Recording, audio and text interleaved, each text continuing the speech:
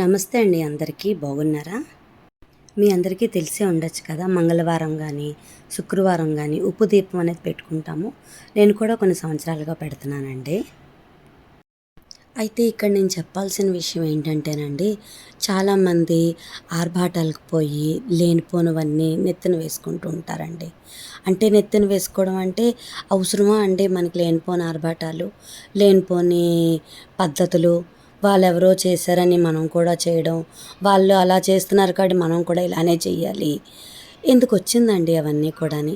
మనకు తెలిసిన పద్ధతి, మన పెద్దలు మనకు చెప్పిన పద్ధతిని పాటించుకుంటూ దేవుడిని పూజ చేసినా కూడా దేవుడు మనకు మంచే చేస్తారండి.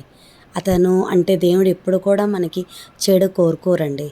సో మీరు ఎలా పూజ చేసినా కూడా మనకు దక్కాల్సిన ఫలితం మనకు దక్కుతుంది. అదేదో అన్నట్టు మనకు రావాల్సింది మనకే వస్తుందండి. మనకు రాకూడనిది మనకి ఎప్పటికీ రాదట. మీరందరూ కనెక్ట్ అవుతున్నారనే నేను అనుకుంటున్నాను. అయితే ఇక్కడ మెయిన్గానండి చాలామంది ఇలా చేయాలి అలా చేయాలి అంటూ ఉంటారు. నేను రీసెంట్గా ఒక వీడియో చూశానండి. ఆవిడ 7 శనివారాలు వ్రతం చేసుకున్నారట. చాలా పెద్ద యూట్యూబర్ అనుకుంటాను, నాకు పెద్దగా ఆవిడ ఎవరో కూడా తెలీదు. అయితే ఆవిడ దేవుడికి అలంకరణలో 7 వారాలకు కాబట్టి 7 రకాలైన పువ్వుల దండలతో దేవుడిని నేను అలంకరించుకున్నాను అని చెప్పారు. బాగుందండి, చాలా బాగుంది. కానీ మనం అర్థం చేసుకోవాల్సింది ఏంటంటే అది ఆవిడ స్తోమత. మన పరిస్థితి ఏంటి, మనకి ఎంతవరకు వీలున్నది అంతవరకే చేసుకోవాలండి. ఊరికే ఆర్భాటాలకు పోయి ఇంట్లో వాళ్ళని మనల్ని మనం ఇబ్బంది పెట్టుకోవడం అవసరం అంటారా చెప్పండి? ఇక్కడ ప్రమ్మిది ఏదంటే చూపిస్తున్నానండి.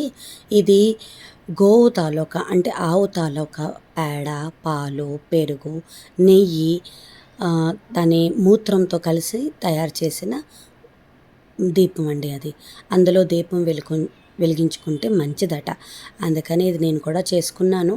మీ ఎవరికైనా ఐడియా ఉందో లేదో, ఉంటే నేను చెప్పినవి తప్పైతే నన్ను కొంచెం సరిచెయ్యండి. లేదు మీరు ఎప్పుడు చూడలేదు అంటే ఇలాంటి ఒక దీపం ఉంటుందండి. చక్కగా చాలా తక్కువకే వస్తుందండి. ఒక 30 ఎన్నో 100 రూపీసో 120 రూపీస్కో వస్తాయండి. అందులో దీపం పెట్టుకుంటే చాలా మంచిది అని ఎక్కడో విన్నానండి. నా స్తోమత కాబట్టి నేను కొనుక్కున్నాను. స్తోమతకు మించిన పనులైతే నేను కూడా చేయడానికి ఇష్టపడనండి. అయితే చాలామంది అండి పరమాన్నం చేసేటప్పుడు పాలు ఇరుగుతాయి అని అంటూ ఉంటారు. ఫస్ట్ మీరు అన్నాన్ని ఉడకబెట్టుకోండి, అప్పుడు అందులో పాలు వేయండి. దాని తర్వాత బెల్లం వేసి స్టవ్ కట్టేసి మూత పెట్టండి. మూత పెట్టిన ఒక పావుగంట తర్వాత అప్పుడు తీసి అది కలిపేయండి. ఈలోపు మనకి చక్కగా బెల్లం మెత్తబడిపోతుంది, అందులో కలిసిపోతుంది కూడా. కాకపోతే నా దగ్గర ఒక చిన్న ట్రిక్ అండి. ఏంటంటే కొంచెం నెయ్యి వేడి చేసి అందులో వీలైతే కిస్మిస్ కానీ బాదాం కానీ జీడిపప్పు కానీ వేయండి. లేవు మన దగ్గర బాదాం కిస్మిస్ గట్ట ఏమీ లేవు అంటే కొంచెం నెయ్యి వేడి చేసి అందులో ఒక 2 ఇలాచీ గింజలు వేసి ఆ గింజల్ని నెయ్యితో పాటు అందులో వేసేయండి. పరమాన్నంలో వేయండి.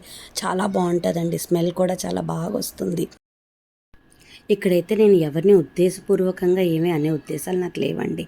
నా అభిప్రాయాన్ని జస్ట్ తెలియపరిచాను. మీకు కన్నా వీడియోస్ నచ్చినట్టయితే తప్పకుండా సబ్స్క్రైబ్ చేసుకోండి.